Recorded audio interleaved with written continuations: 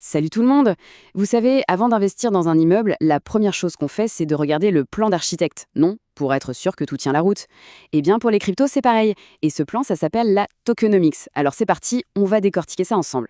La tokenomics, c'est vraiment le cœur du réacteur.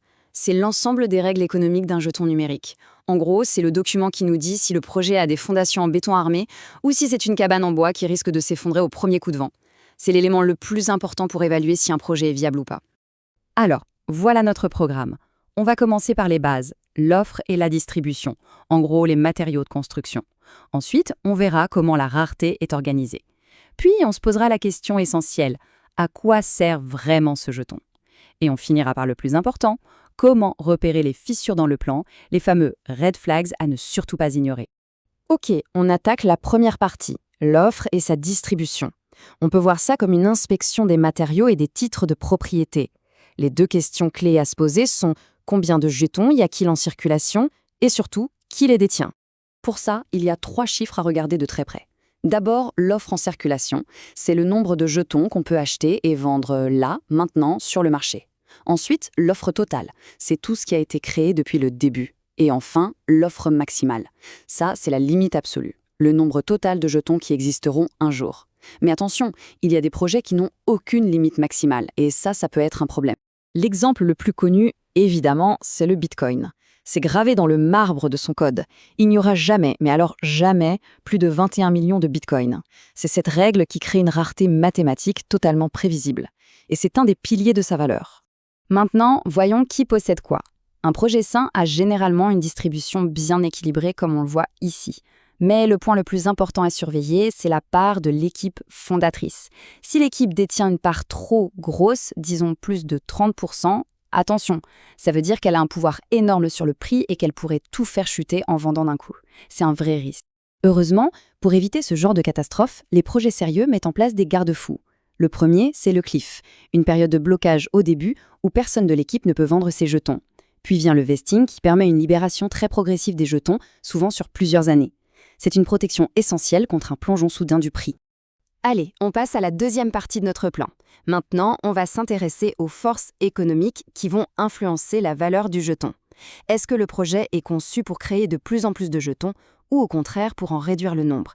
C'est le grand match inflation contre déflation. Alors d'un côté, on a le modèle inflationniste. Ici, on crée sans cesse de nouveaux jetons, par exemple pour récompenser les utilisateurs.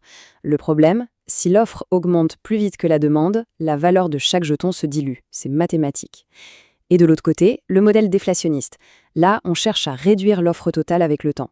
L'idée, c'est que si la demande reste la même, eh bien chaque jeton restant vaudra potentiellement plus cher.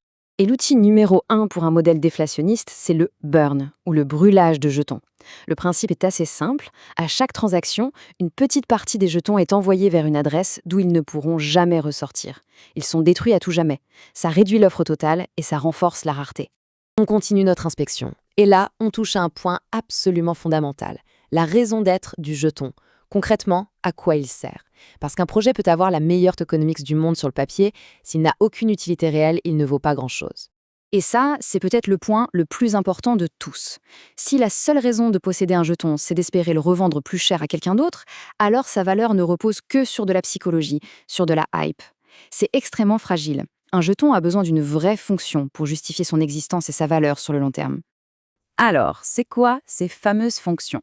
On en voit ici les 3 plus communes. Premièrement, payer les frais de transaction pour utiliser le réseau. Deuxièmement, le staking. On bloque ces jetons pour aider à sécuriser le réseau et en échange, on reçoit des récompenses. Et enfin, la gouvernance. Détenir le jeton donne un droit de vote sur l'avenir du projet. Chacune de ces utilités crée une demande réelle et durable pour le jeton. Bon, nous voilà à la dernière étape et c'est un peu le stress test de notre plan d'architecte. On va apprendre ensemble à repérer les fissures, les signaux d'alerte qui doivent immédiatement nous mettre la puce à l'oreille. La toute première question à se poser, c'est celle-ci. Est-ce qu'une libération massive de jetons est prévue dans les semaines ou les mois à venir?